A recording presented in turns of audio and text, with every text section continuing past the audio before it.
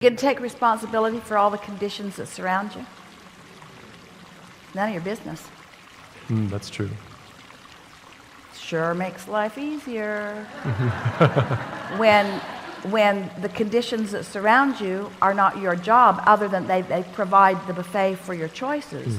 But if you make your choices from the emotional place first, we cut you off purposefully. And we'll come back around to that. But there is an important distinction that we want to make here. And that is when you're let's say you have really taken to heart what we've talked about here. So you've focused upon some emotions that feel good to you. Unconditional, like you say, but you really mean unconditional. So you are feeling appreciation and love, and you've fostered it, and it's easy to go there, and you feel it not just about your partner, but about a lot of other things and other people. You're just consistently there. So you are pretty wobble free because you mean to be. You get up in the morning and you realize that your momentum stopped while you slept, and then you just focus generally on things that feel good, so you maintain it for a little while, and then law of attraction is responding to your pure vibration. So as law of attraction responds to your pure vibration, what happens is it becomes more detailed, but it remains pure. Now, what we mean by that is, if you start out thinking about that you want to feel good, but you realize you don't, now you're thinking about feeling good and not feeling good.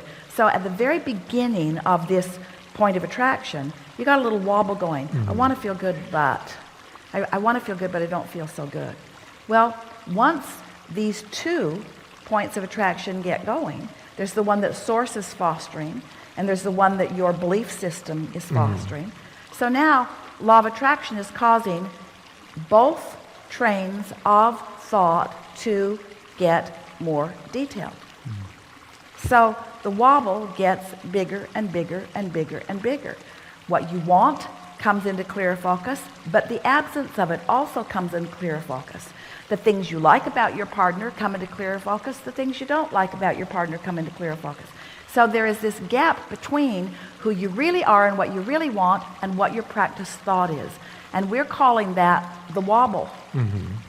So the more you allow momentum to occur untended to, which is what we've been calling creation by default for a long time, just responding to conditions. Someone says something complimentary to you, you feel good about it. Someone says something derogatory to you, you feel bad about it. So you got these two vibrations going on, and you feel no control about it because the momentum is carrying you away. The story we always insert: car on top of a hill in San Francisco. You've been there? It's amazing.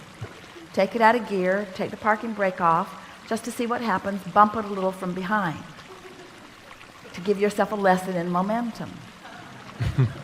But then, before it goes down the hill and into the bay, you come to your senses, you step out in front of it, and you let it bump up against you, and you stop the momentum early on. When you stop the momentum early on, when there's not much wobble, it's easier. If you're not aware and you let the wobble get bigger and bigger and bigger, now you're reading books on relationships, and you're trying to figure out what's appropriate. And is it even appropriate to even be gay to begin with, for God's sake? There's got to be a lot of books on that subject. And then there's all those intolerant people around the world, and there's books about all of that. And then there's, should we get married? Should we live somewhere where we can? Is there financial benefit to it? What do people think about it? I wonder what and pretty soon you're just off in the weeds in all of this detail that you can't control, and you just spend all your time putting out brush fires trying to control those details, when if you would tend to your wobble early on, you would find an increase of momentum in the thought without contradiction, and then you would experience what we've been talking about for years, which is the leverage of alignment.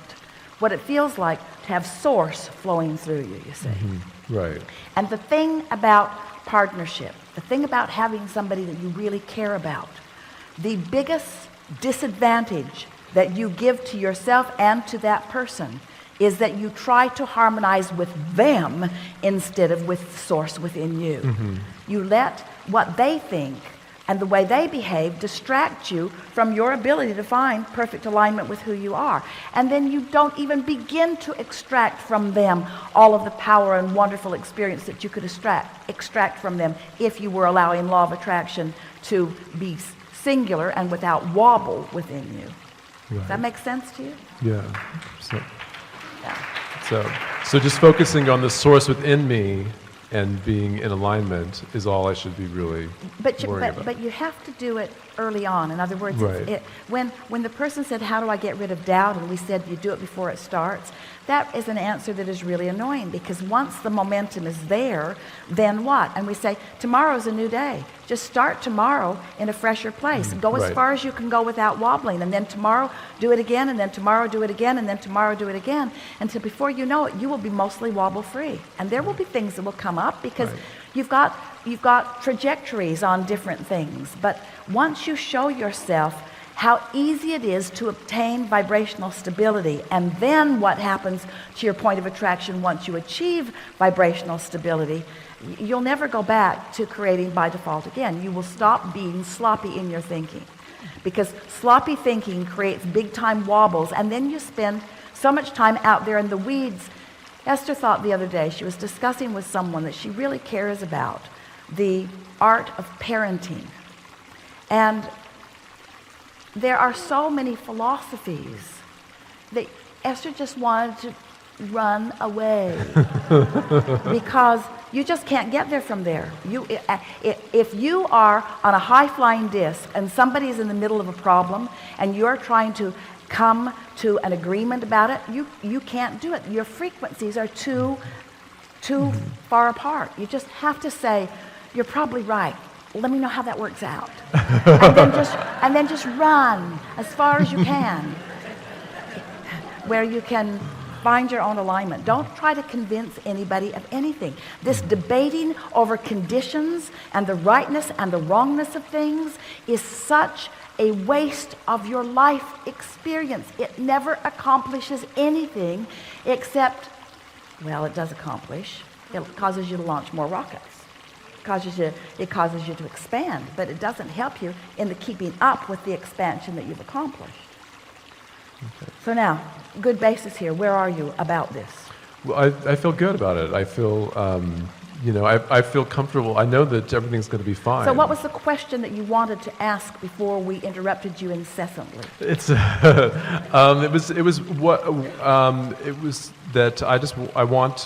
want him stutter, he can't even find it. I know, right? Because it's changed just with the It's conversation. totally, yeah. So, but a condition has happened and you've found it again, and so speak it here. What is it that you need him to do differently? I just want him to be happy. Oh, that's a condition you can't control. So I guess I. That's a condition that you can't control. Isn't that interesting? Yeah. I want you to be happy. Damn it. Damn it. Because when you're happy, then I'm happy. But which means now I got to control whatever it is that's making you unhappy, or resent you for not just finding it more easily. Well, you got to be happy anyway. But I am happy. I mean, I'm happy, and we mean consistently happy, even when someone you love isn't happy.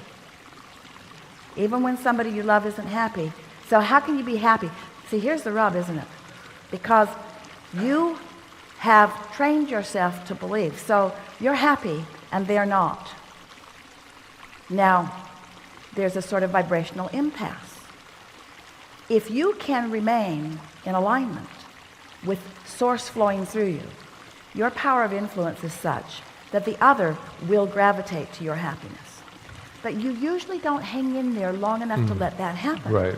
Because in your happiness, you are crazy. In your happiness, you think that you'll just dip down to the unhappy place that they are and you'll rescue them. But you never do.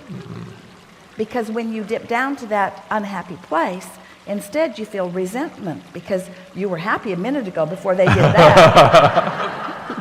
Or a little bit of blame, or responsibility, or something that you can't control. But it's tricky to, we're just going to put this out to you and feel feel where you are with this. So you're flying high for whatever reason. You've been practicing it for a few days. You've been writing the emotional words that feel good to you. You've steadied yourself and you know it. And improvement is showing itself, and you're starting to feel pretty frisky and empowered. And then you rendezvous with someone who you have an appointment with, or you're married to, or you work with, or you're assigned to them in some way. And they are clearly in a different vibrational place. They're not feeling good. You're on a high-flying disc, they're on a low-flying disc, and you care about them. You really care about them. So they present to you their situation, and in fact, they are even annoyed that you are so darn happy.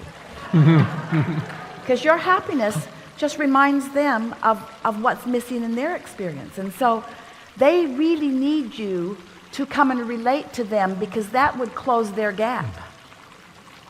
If they could get you to be a little miserable, they think they would feel better. They don't feel better. It just causes more.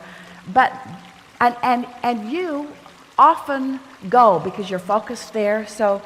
But what if you were so practiced in your vibration of alignment, and you were feeling so good, that you didn't go? That you demonstrate to them in the same way that your inner being demonstrates to you, that you, if they're going to play with you, they got to come to where you are. And once you establish that within yourself and really mean it, because you see, you got two things going for you here, two really big things. One, your partner really wants to be happy. And two, your partner really wants to be where you are. If you give in and go to where your partner is without holding yourself to the place where you know that your partner wants to be, can you feel the disservice that you do to anyone by giving them what they think they want, by giving up your alignment and going to a lower vibration? Because if you are not tuned in, tapped in, turned on, you don't have anything to give them anyway. When you're in alignment, you're clear-minded, you're solution-oriented. When you're not in alignment, then you're just part of the problem, just like they are part of the problem. And you can move around in that for a long time. So what you want to demonstrate to the people that you love is this. I care about the way I feel, and I care about you. And I care so much about the way I feel, and I care so much about you, that I'm going to make sure that I feel good unconditionally. And at first, that's going to feel to you like I am not giving you the attention that you want from me.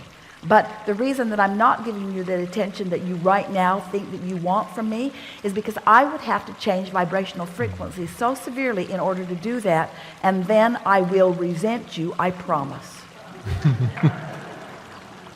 I will blame you for the dip in my vibration.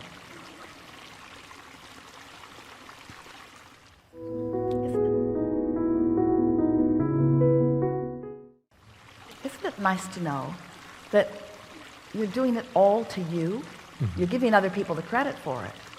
You are a condition that is so compelling that now I'm giving my attention to this compelling condition, which is you. I'm not in the place that I wanted to be, and it's because of the compelling condition that is you. So you need to be different so that I can feel better. That right there is the basis of the destruction of every relationship. I'm holding you responsible for how I feel, when nothing that you can do and sustain for any length of time is going to establish me with what I really want, because in doing so I'm looking for love in all the wrong places. I'm holding you responsible for something that you cannot possibly be responsible for. So what you want to say in your marriage vows or your partnership vows or whatever your vows are to anyone that you're interacting with